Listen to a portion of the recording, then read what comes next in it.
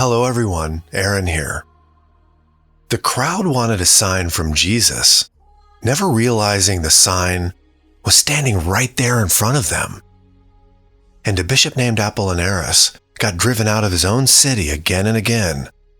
Yet every single time, he turned around and walked right back in.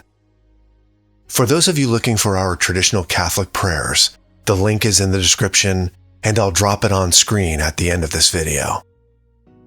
In our Monday morning gospel from Matthew chapter 12, we hear the scribes and Pharisees come to Jesus with a request.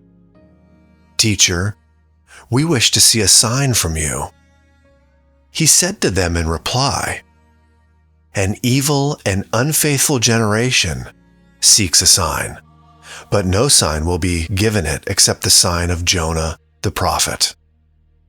Just as Jonah was in the belly of the whale 3 days and 3 nights, so will the Son of Man be in the heart of the earth 3 days and 3 nights. At the judgment, the men of Nineveh will rise with this generation and condemn it, because they repented at the preaching of Jonah. And there is something greater than Jonah here. At the judgment, the queen of the south will arise with this generation and condemn it, because she came from the ends of the earth to hear the wisdom of Solomon. And there is something greater than Solomon here. They are standing right in front of him. The one they are asking for a sign from is the sign, and they cannot see it. So he points them back to Jonah, to Nineveh, to the queen who traveled from the ends of the earth just to hear a wise man speak. People who had so much less than what these men are looking at, and they still turned, they still came, they still listened. And here we are on a Monday. We do the same thing they did. We ask for the sign. We say if we could just get one clear answer, one thing that removes all the doubt, then we would really trust him. We want the moment where the sky opens and everything makes sense before we take the next step. But that is usually not how he comes to us. He comes quieter than that. He comes in the fact that we woke up again this morning and got another day.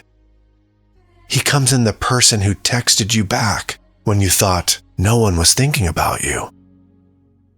He is already there in the coffee going cold on the counter while you get the kids ready. In the coworker who noticed you were having a rough day. In the small pull you feel toward prayer that you almost talked yourself out of. The sign was never withheld.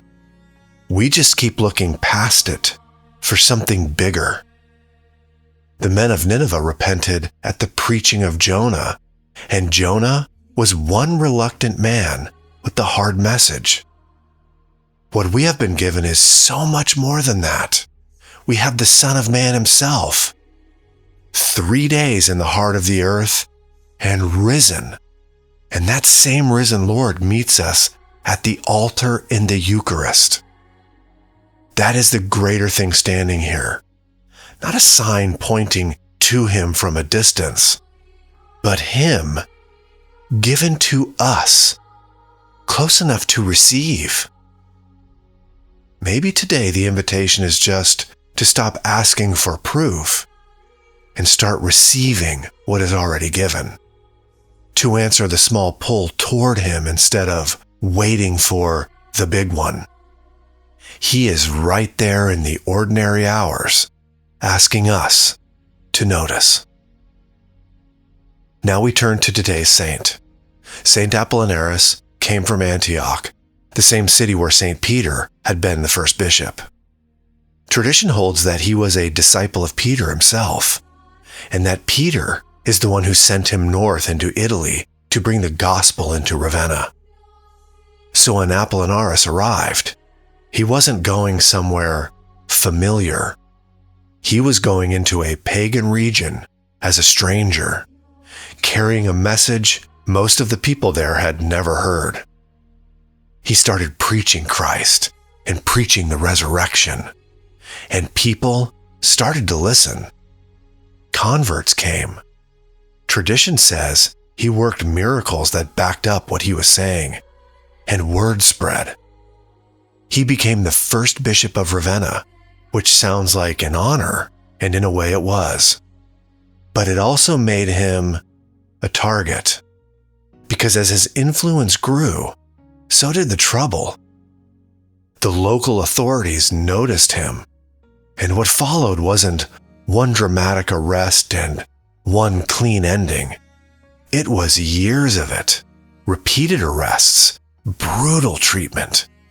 He was driven out of the city, exiled more than once. Here's the part that stays with us. Every time they exiled him, he came back. They would push him out, and he would return to the same people in the same city and pick up right where he left off. I love that persistence. One time they sent him all the way to Greece. So he preached the gospel in Greece and worked miracles there too, until the pagans there beat him and shipped him back to Italy. And back in Italy, he went right back to Ravenna. During the persecutions under the Emperor Vespasian, he and his flock were forced out of the city again. On his way out, someone recognized him. They knew who he was. They knew he was the leader, and they arrested him for it and tortured him. By that point, he had been ministering to his people in secret whenever the persecution flared up. He wouldn't leave them, and he wouldn't renounce Christ. The traditions differ a little on how exactly he died. Some say he was run through with a sword. Others say he was beaten so severely that he died of his injuries. What they agree on is that he died for the faith in Ravenna, sometime in that 1st century or right at the edge of the 2nd. The dates are old and approximate, the way these earliest stories often are. And that could be where it ends, except it doesn't. Centuries after his death, tradition says Apollinaris appeared in a vision to St. Romuald. So the man who founded the church in Ravenna didn't just fade into the past, he stayed present. His relics rest today at the Benedictine Abbey of Class in Ravenna, and also St. Lambert's Church in Dusseldorf, Germany. People still turn to him, especially those suffering from epilepsy, gout, and wounds of the body. When you sit with this story, what you're really looking at is a man who kept walking back into the same danger for the same people. Not once, over and over. They kept removing him, and he kept returning, until returning finally cost him his life. Saint Apollinaris, you were sent as a stranger into a hard place, and you gave everything you had to the people entrusted to you.